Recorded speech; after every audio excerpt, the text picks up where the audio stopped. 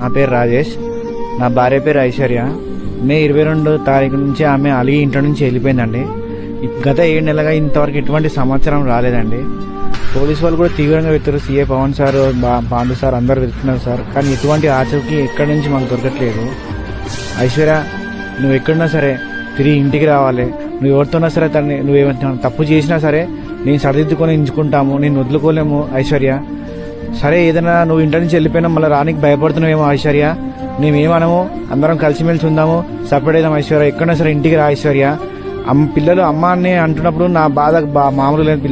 వాళ్ళు ఏడుస్తుంటే బాధకరంగా ఉంది. అమ్మ అని ఏడుస్తున్నారు ఐశ్వర్య, రోజు ఏడుస్తున్నారు.